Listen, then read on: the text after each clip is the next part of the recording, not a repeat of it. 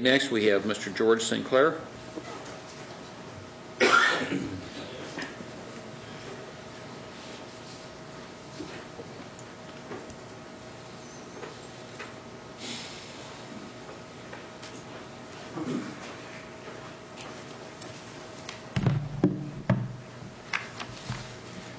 We got some copies of the paper that I'm about to read that I'll pass out to the council.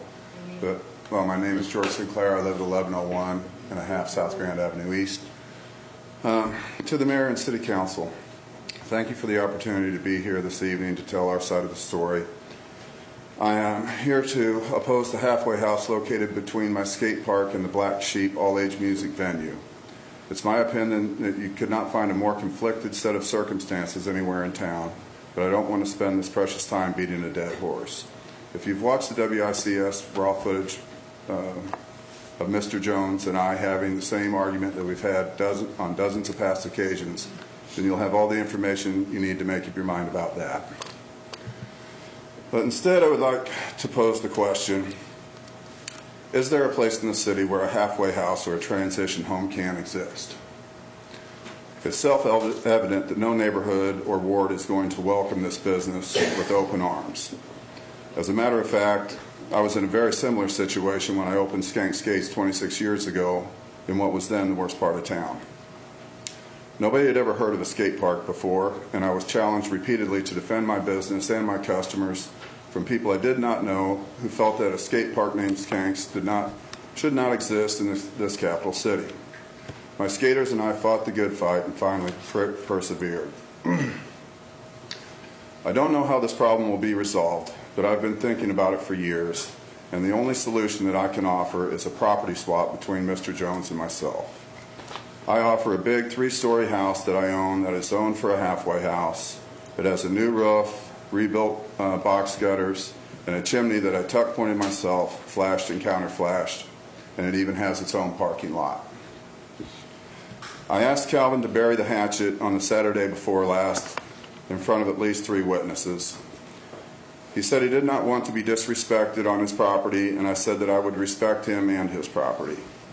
What I did not want to see happen was to let the press make a bigger issue out of this than it already had, and to let them profit off of our present situation.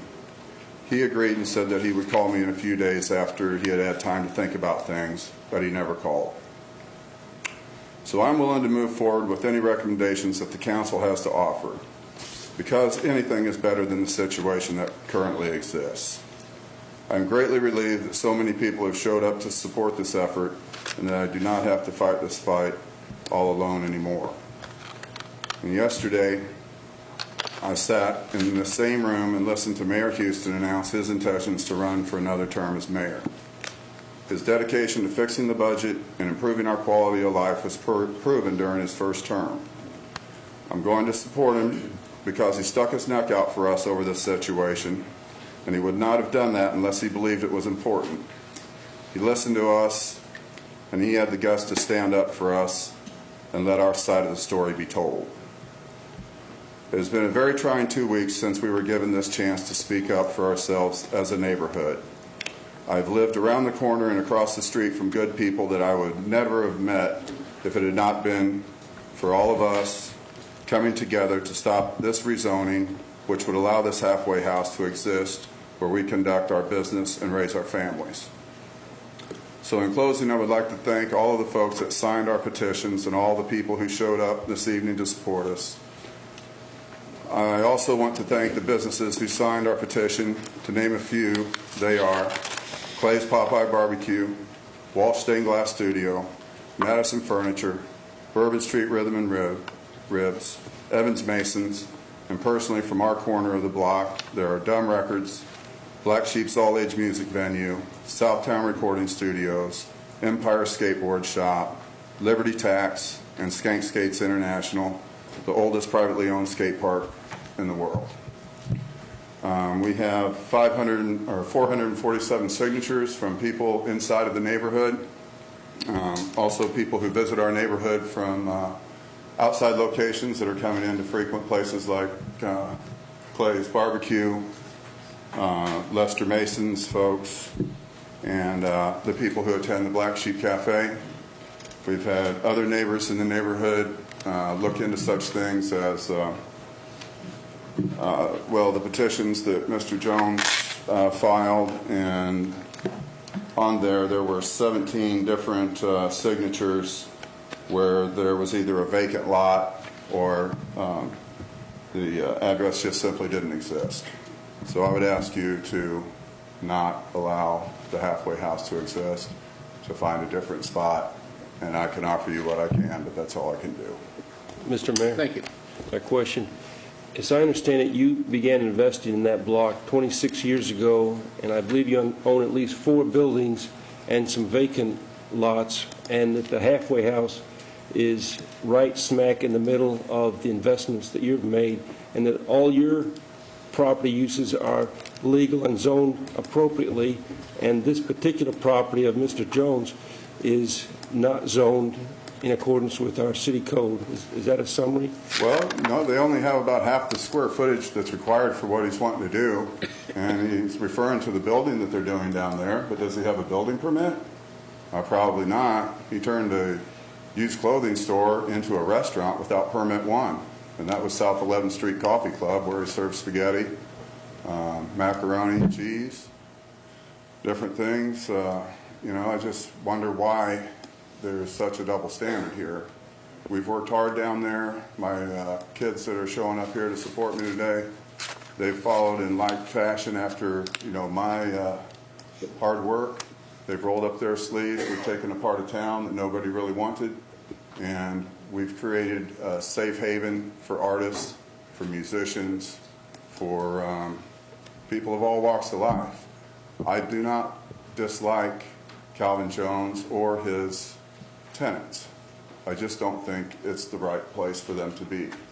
And I can offer a solution to the problem with this house that I have.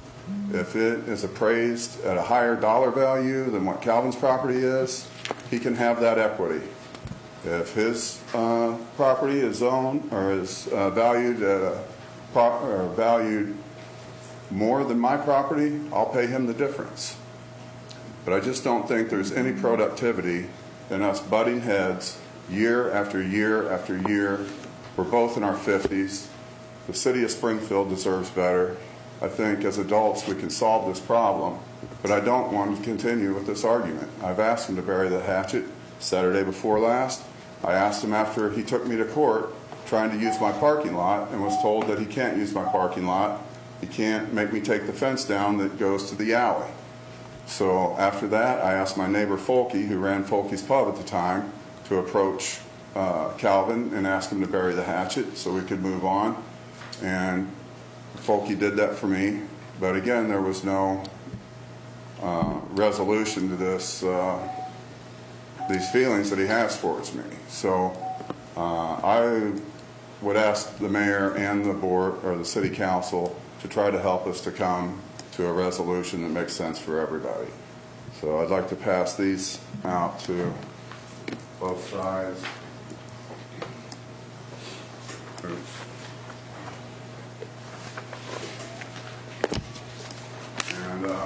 And sometimes it does get a little messy down there, but you got to realize my staging area for my trash services 5 residents and 5 businesses.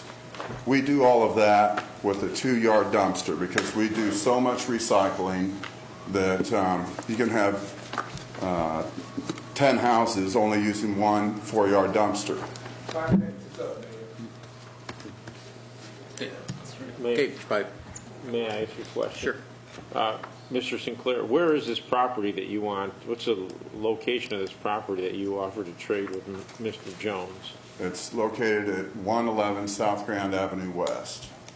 So it's right by Flowers by Mary Lou. It has a fenced-in front yard. It has its own parking lot in back. It's not attached to any other building. Like I said, I did the roof myself. It's a 40-year commercial roof that was bought from ABC Supply. It wasn't just roofed with the cheapest thing on sale from the box store. I planned on owning that house for the rest of my life as a rental income, but it's proven to be too much for me. It's not located down on my corner. I can't control the tenants there. I've had problems with them letting people come in and stay, which then those people take over the house, and the next thing you know, you've got a drug house or a heroin addict living there. And you can ask the women at Flowers by Mary Lou. I've done my due diligence to try to keep it under control, but it's too tough for me. So if this doesn't work, I'll probably let it go vacant and come back and ask you if I can use it for something like a haunted house, because I just can't. I don't have enough time in the day to oversee all that. And I think Calvin's in that same situation, trying to oversee all these inmates at different houses. It takes a lot. And now when I can stay right down on my corner, I can sit in my backyard, and I can see all those businesses and who's doing what. We keep a good lid on things. The Black Sheep guys founded their businesses on the basis of no alcohol or drugs. We've stuck to that. We can't control what people do before they come to our place, but when they're there, they're expected to be minding their P's and Q's. And so if there's anything that you, Mayor, and the council could do to help resolve this, it would be deeply appreciated. I do have another question, but I want to ask Mr. McLaughlin, is that area that the gentleman, Mr. Sinclair, described, is that zoned now for a halfway house? I would have to look into that. Okay, you don't. I did All look right. into that with John Harris, I believe, who's here in the room. I called down, and if you read the zoning, it is zoned specifically for a halfway house. With all due respect, Mayor, we're here to zone Yeah. the issue, not to negotiate Right. property. The problem, as you perceive it, is basically from the fact that to exit and enter Mr. Jones' halfway house, the people have to enter and exit in the back, where the people that are using your facilities are also congregating in the back or entering or exiting your facilities in the back. Is that correct? Well, you have to ask yourself, who's ever rented a home and you don't give the front door key to the tenant? You know? So if He forces his tenants to go back through through the easement, which leads to the alley, when they could more easily just walk straight out onto 11th Street. So if Mr. Jones changed that, reversed that policy, and didn't allow the halfway house users to use the back door and only allowed them to use the 11th Street entrance and exit, would that solve the problem? It would help, but I refer back to what Lester Mason just said. You know, for starters, they only have half the required square footage they need to be that house. For, number two, they're not zoned for it, and now we have to go through a big fiasco to do a rezoning, which is unnecessary because there are so many other houses that are available. So if he doesn't want my house, that's fine, but I would ask you to have them be in a place where they do have the minimum amount of square footage and the right facilities. I appreciate your efforts with, trying to get them to use the front door. That would be great help to us. Further discussion? I've got a question for Mr. McLaughlin. If this veto is overridden, would that just allow this particular location to have a halfway house and no others, or would it allow generally halfway houses to operate in this area? Just this particular one. Because it's a conditional permitted use, correct? Correct. Okay. Thank you. Further discussion? I just wanted to ask Mr. Jones a question.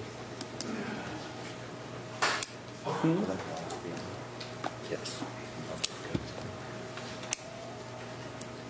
Do I have your assurance that if this veto is overridden, that you're going to close off the back entrance and just use the 11th Street entrance? Yes. And that you're going to limit your residents at this location to a total of 3 parolees?